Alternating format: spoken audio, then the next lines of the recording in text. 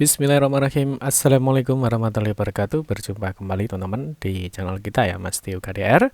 Kita teman-teman di kesempatan kali kita akan berbagi informasi kembali ya, masih di seputar dunia pendidikan ya. Nah, khusus untuk kesempatan kali ini teman-teman, kita akan berbagi informasi kembali ya di sini, yang mana ada suatu edaran terbaru ya, tentunya dari Kementerian Pendidikan, Kebudayaan, Riset dan Teknologi ya. Di sini per 1 Maret 2023 ya. Jadi baru hari ini.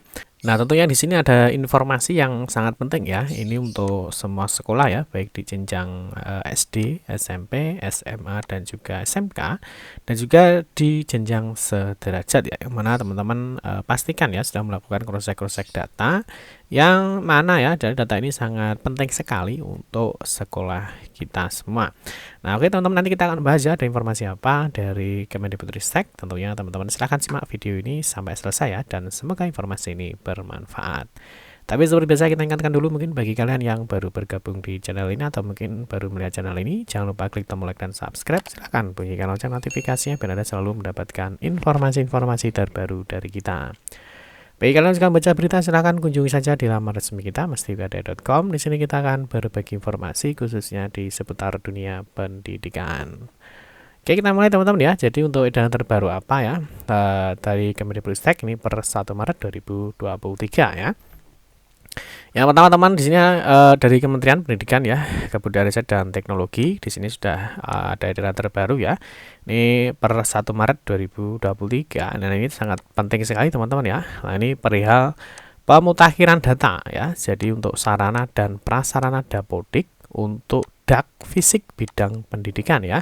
Jadi untuk dana alokasi khusus ya, ini untuk fisik di bidang pendidikan. Ini tentunya kalau fisik teman-teman ya, tentunya nanti mengarahnya di dalam sarana maupun prasarana ya. Tentunya kita akan lihat ada informasi apa. Kalau kita lihat di sini ada pemutakhiran data ya. Jadi ada cut off ya, tentunya ada progress, bahwa dipastikan teman-teman bahwa di data dapodiknya ya, misalkan ada yang rusak ringan ya, rusak berat ya, ataupun yang lainnya ya, tentunya bagi teman-teman rekan-rekan kita bagi operator dapodik tentunya sudah paham ya, bahwa setiap ruang ya, sarana ya, itu tentunya di sini ada kondisi ruangnya ya. Apakah kondisi ruangnya ini rusak ringan ya, rusak bersedang ataupun rusak berat ya. Tentunya di sini teman-teman harus memastikan ya bahwa kondisi ruang ya itu atau sarana prasarananya itu memang butuh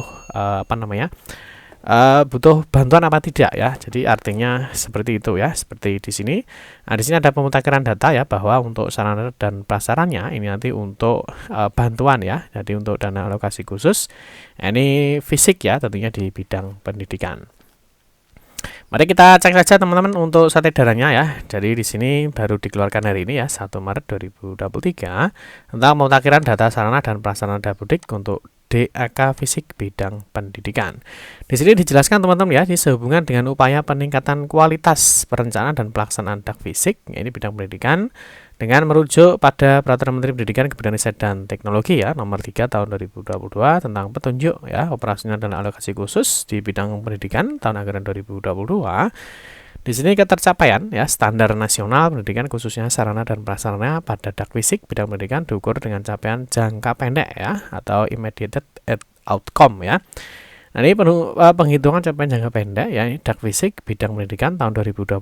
Ini Kementerian Kemendikbudristek ini menggunakan ya dapodik sebagai acuan dan instrumen validasi ataupun verifikasi. Ya, di sini dapodik ya sebagai acuan ya data sarana prasarana di satuan pendidikan. Untuk itu Kemendikbudristek meminta seluruh pemerintah daerah sesuai kewenangan dan kepada satuan pendidikan ya. Nah, ingat ya.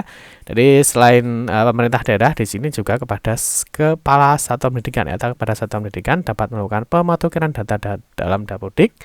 Selain untuk memastikan ya pengukuran ketercapaian ya, akurasi dan kualitas data sarana prasarana satuan pendidikan di dapodik, ini akan menentukan kualitas perencanaan dak fisik bidang pendidikan selanjutnya. Dalam pelaksanaan pemutakhiran data pada dapodik, pemerintah daerah dan satuan pendidikan agar dapat memperhatikan beberapa ketentuan sebagai berikut ya. Yang pertama, pemutakhiran data sarana dan prasarana pada dapodik ya, Dinas Pendidikan memastikan satuan pendidikan ya melakukan pemutakhiran dapodik. Yang kedua, data-data yang dimutakhirkan ya meliputi data sarana prasarana ya, data sarana prasarana pendidikan, Terus data sarana pendidikan ya, termasuk buku, TIK, APE, dan sebagainya.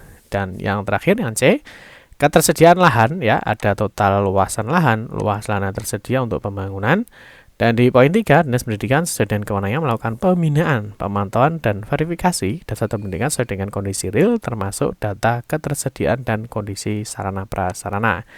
Di poin 4 teman-teman, buku panduan pemutakhiran Dapodik ya dapat diunduh ya pada laman ini. Nanti teman-teman silahkan klik saja, atau mungkin teman-teman nanti linknya ya kita sertakan di deskripsi video ini. Terus yang di poin B teman-teman, untuk penilaian kerusakan bangunan ya, mungkin seperti ini tadi ya. Jadi untuk misalkan ada rusak ringan ya, rusak sedang, rusak berat ya di Dapodik, tentunya di sini ada analisanya ya. Di sini dijelaskan bahwa Dinas Pendidikan melakukan evaluasi kondisi ya melalui penilaian tingkat kerusakan bangunan di satuan pendidikan. Untuk penilaian tingkat kerusakan bangunan di satuan pendidikan ya, Dinas Pendidikan perlu bekerjasama dengan dinas yang menangani kecipta karyaan dengan menggunakan instrumen penilaian sesuai format yang ditetapkan oleh Kementerian PUPR. Format dapat diunduh pada laman ini ya. Atau mungkin teman-teman bisa cek nanti. Di sini ada juga ya untuk buku panduan tata cara identifikasi, verifikasi kerusakan ya. Ini untuk sekolah dan madrasah. Terus di sini mungkin yang di aplikasi Dapodiknya ya. Di sini ada tata caranya ya. Jadi untuk pengisian Dapodik ya, mulai dari sini ya. Mulai dari sini ada alur perekaman tanah, bangunan dan ruang, mulai dari perekaman tanah, perekaman data bangunan, dan juga ada perekaman data ruang. Nanti teman-teman bisa download ya seperti biasa. Teman-teman nanti bisa cek saja di laman resmi kita ya, mastiukada.com. Di sini kita sudah ada terkait dengan panduan. Nanti mungkin teman-teman ada panduan dari PUPR. Ini juga ada, teman-teman bisa cek di laman resmi kita ya. Terus yang berikutnya teman-teman di poin 3, ini hasil penilaian tingkat kerusakan bangunan sesuai format pada angka 2 disahkan oleh Dinas Pendidikan dan dinas yang menangani kecipta karyaan. Ya, satuan pendidikan melakukan pemutakhiran data tingkat kerusakan bangunan dan mengunggah atau mengupload dokumen elektronik hasil penilaian pada angka 3 melalui laman sp.datadik.kemdikbud.go.id. Jadi teman-teman nantinya di sini peran pentingnya untuk operator teman-teman ya, karena tentunya yang memegang akun untuk SP Datadik di sini tentunya adalah operator Dapodik ya. Jadi nanti setelah adanya analisa ya terkait dengan kerusakan, itu berapa sih kerusakannya ya. Setelah ada koordinasi ya tentunya dengan dinas dan yang menangani kecipta karyaan. Tentunya sekolah ya, dalam hari ini satuan pendidikan atau operator itu harus mengupload ya dokumen elektronik hasil penilaian pada angka 3 melalui laman SP Datadik ya. Jadi nanti tentunya teman-teman sudah paham ya. Nanti di login SP Datadik ya. Setelah login nanti di sini ada pada bagian ini ya. Bagian sarpras ya. Nah, nanti ada ruang dan bangunan. Ya, tentunya di sini ada kondisi. Nah, teman-teman bisa klik aja di bagian kondisi ya. Di sini nanti ada berkas penilaian. Nah, ini nanti yang dilampirkan atau diupload ya. Dan ini diupload sesuai dengan kondisinya ya. Apakah memang perlu perbaikan ringan, berat ataupun sedang. Paham ya? Terus yang berikutnya di poin 5, Dinas Pendidikan melakukan verifikasi kesesuaian data hasil inputan ya satuan pendidikan dengan dokumen elektronik hasil penilaian melalui datadik.kemdikbud.go.id. Yang terakhir teman-teman, yang paling penting adalah di ketentuan lainnya sesuai dengan Peraturan Presiden ya nomor 7 tahun 2022 tentang petunjuk teknis DAK Fisik tahun anggaran 2022 ya, capaian jangka pendek ya merupakan pertimbangan penilaian DAK Fisik tahun anggaran 2024. Yang terakhir, mengingat pentingnya pemutakhiran data sarana prasarana di Dapodik sebagai basis perhitungan ya pada poin 1 di sini dan perencanaan DAK Fisik tahun 2024, maka seluruh pemerintah daerah wajib memastikan ya proses pemutakhiran dilaksanakan paling lambat 31 Maret 2023 ya pukul 23.59. Jadi teman-teman silahkan segera berkoordinasi ya dengan kepala sekolahnya, tentunya nanti dibantu ya dengan Wakasarana dan Prasarana ya atau Wakasarpras, yang mana tentunya yang menangani ya di bidang sarana prasarana tentunya untuk melakukan tindak lanjut ya adonan surat edaran dari Kemdikbud-Ristek ini. Oke teman-teman ya, cukup sekian saja ya informasi yang dapat kami sampaikan. Semoga informasi ini bermanfaat. Mohon maaf jika ada salah-salah kata dalam memberikan informasi dan penjelasan. Kita berjumpa kembali di video-video berikutnya. Saya akhiri, wassalamualaikum warahmatullahi wabarakatuh.